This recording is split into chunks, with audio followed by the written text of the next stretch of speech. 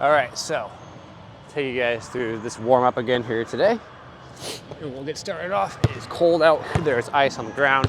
One of the things, by the way, I've noticed right off the bat with this training is just time management. I only have so much time to do things, like even my upper body work, which I selfishly want to keep going and keep doing, has been reduced. Even the style of warm up I'm doing, I have to like integrate basketball all the time because you just don't have enough hours in a day, it seems like, especially for me in this situation. If you're a professional athlete, you can probably come back to the gym a couple times.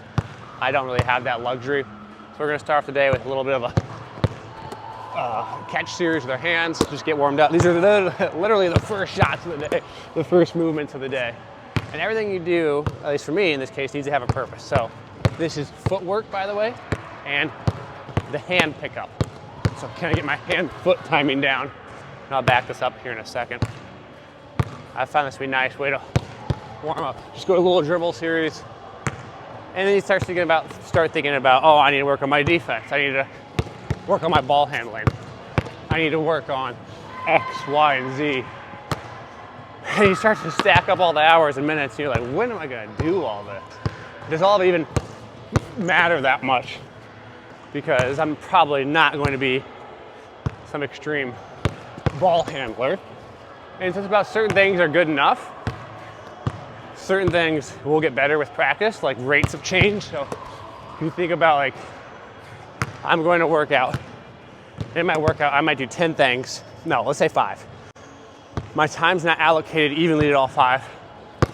The rate at which things change are gonna be different. So if I really wanna push my jump shot, I'll obviously need to put a lot of time into it. It will change quicker.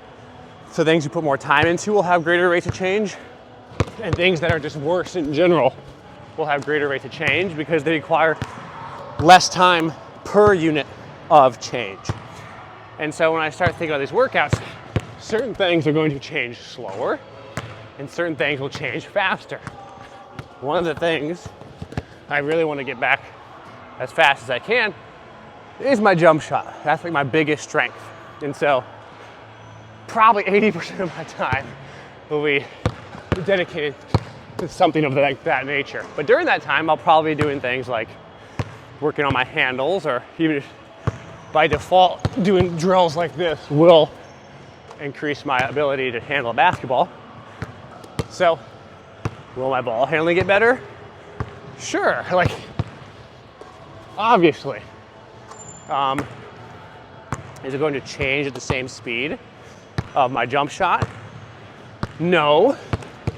Is it a lower basement, so has more room for change in my jump shot? Yes, obviously. And so it'll still get better as I handle the basketball more. A lot of that will come when I actually play again and get into my timing. And there's like stuff within the jump shot, my hands, my feet, the speed, the pace, the play. All will have to come back on their own time as I shoot, and basically what I do. One of the bad habits you can get into is just doing like off the dribble shooting. In a game, that's not horribly realistic. You have to work on other stuff than just shooting off the dribble. So like I mentioned earlier, huge variety of stuff to pick from. How you decide what to do with your time is the big question mark. And as someone who is basically further behind than most on certain things, maybe, well, behind to what I would like to be, like my jump shot. It's actually coming back nicely. I've played enough basketball to know when it's getting there. Probably end of the week, this week or next week, he'll feel pretty good. And I'll really start adding some other work in. I'm not even interested in playing live right now at all. I've taken like a year off of playing, and so this is just plenty enough. So also then it's like with my drills, do I just sit here? Because I can do spot shooting. I can sit right here and easily just go 8 out of 10. Like, okay, let's get shots up. 8 out of 10, 1. I'll bury 5 in a row for you just to show you. 2. And it's not very hard. Is that actually making you a better shooter? Probably not. Like, is it nice because you actually physically get somewhat warmed up with like a rhythm? I suppose. But like the difference between shooting like this, oh, I missed that one. Oh, even my miss is going. The difference between shooting like this and shooting off the dribble is massive. I shot the dribble, or off the move, I should say. I shot off the move yesterday and shot, I don't know, probably at the end of it, probably 50%. Probably what it shook out to be. I did hit 12 in a row at the end, which really helps the averages, but I wasn't shooting as well as I'd like. But something like this, I mean, I could sit here and just cash this all day. So is this gonna make me a better shooter? No, like that's not gonna make me a better jump shooter. Not at all. These are things like as a strength coach or performance coach, you don't even think about. You see someone, or even a casual fan, come and walk in, oh, I made 10 out of 10 from a certain spot. Oh my gosh, that's a good shooter. No, like it's not hard to do. I can sit right here and shoot this all day.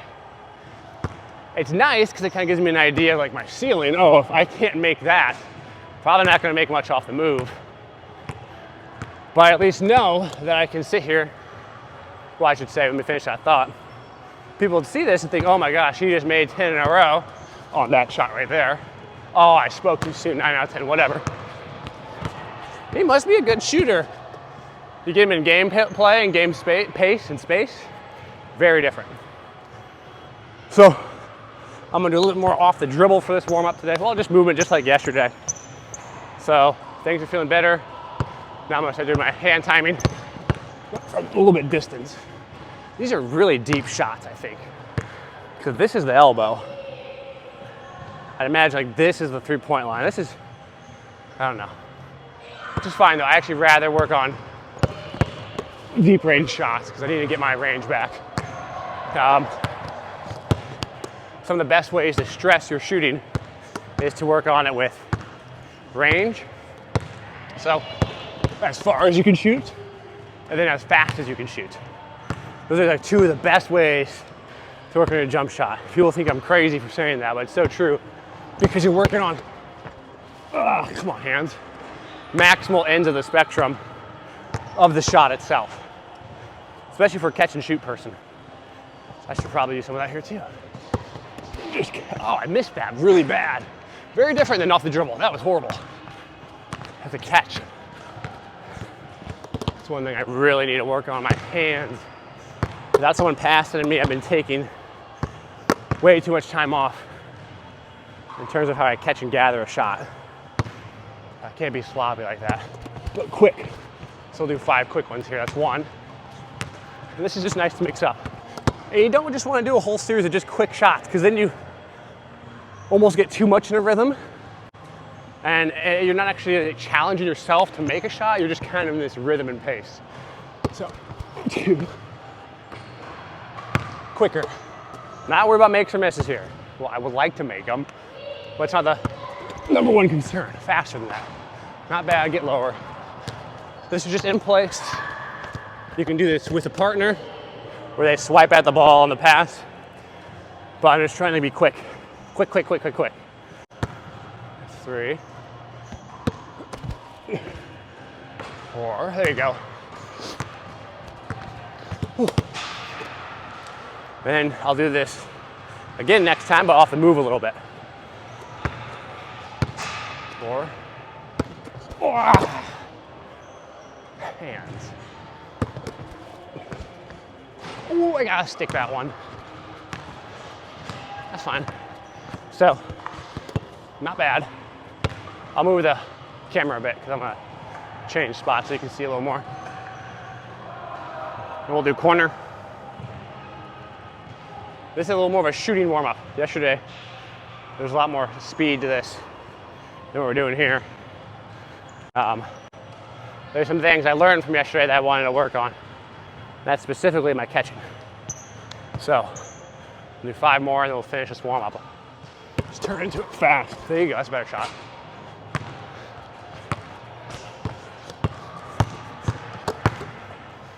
And maybe I toss out. That's lazy. Oh, some aches and pains. Not really, a little bit. My hip from old age. Basically, it's I'm not a spry chicken anymore, right? It's not the term. Probably should jog to warm up. I'll probably do some ball handling after this to warm up. There you go. Different shots, different footwork, challenge yourself. Aye! Come on. Make that shot, bro. Just make them.